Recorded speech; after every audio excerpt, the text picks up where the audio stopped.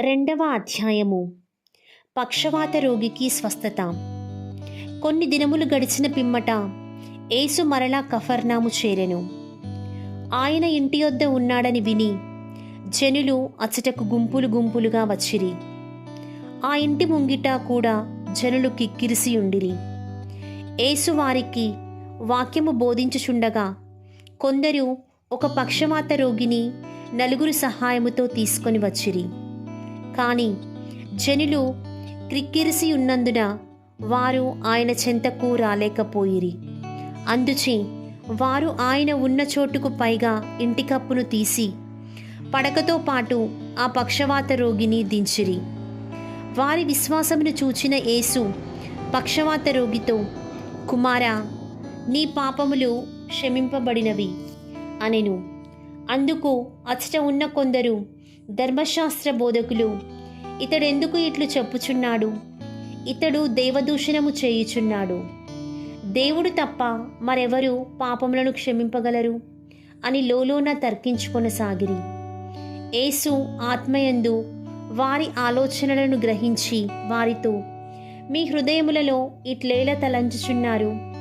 ఏది సులభతరము, పక్షవాత రోగితో నీ పాపములు క్షమింపబడినవి అనుటయా, లేక లేచి నీ పడకనెత్తుకొని పొమ్మనుటయా?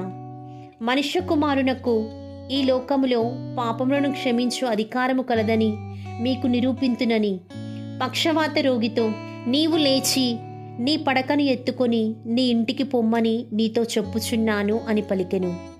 వెంటనే వాడు లేచి అందరి ఎదుట తన పడకను ఎత్తుకొని వెళ్ళిపోయెను. దానిని చూచి అచ్చటి ప్రజలందరూ ఆశ్చర్యపడిరి. ఇట్టివి మనము ఎన్నడూ చూడలేదు అని దేవుని స్తుతించిరి. సుంకరికి శిష్యస్థానము. యేసు మరలా గలిలయ సరస్సు తీరమునకు వెళ్ళెను.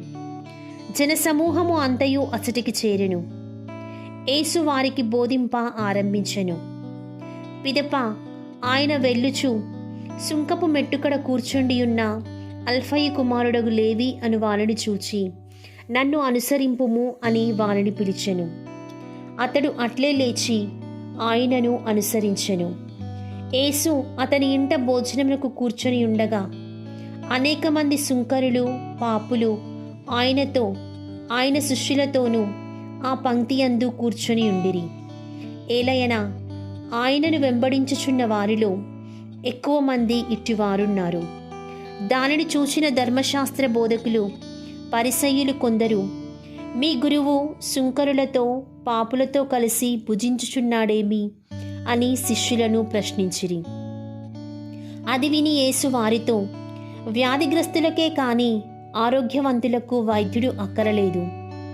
నేను నీతిమంతులను పిలువ రాలేదు, కాని పాపులను పిలువ వచ్చి తిని అనెను. ఉపవాసము.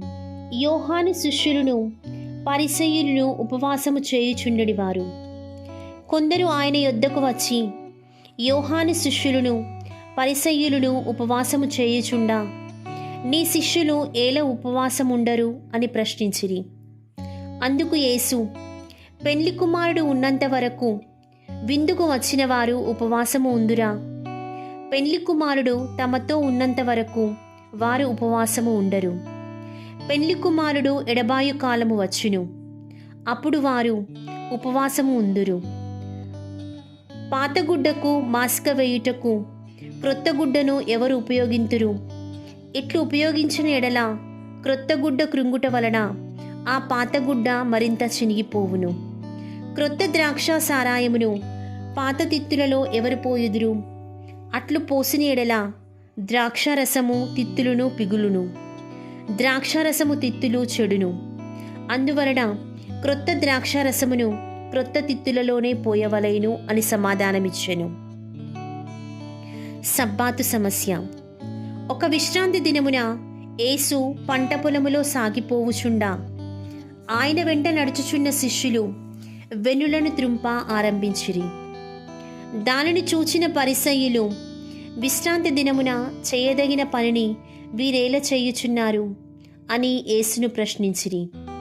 అందులకు ఆయన వారితో, దావీదు అతని అనుచరులు ఆకలిగొనినప్పుడు ఏమి చేసినది మీరు చదవలేదా?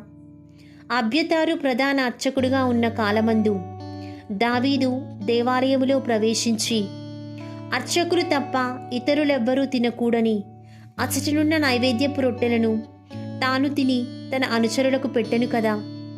మానవుని కొరకే విశ్రాంతి దినము నియమింపబడినది కానీ విశ్రాంతి దినము కొరకు మానవుడు నియమింపబడలేదు.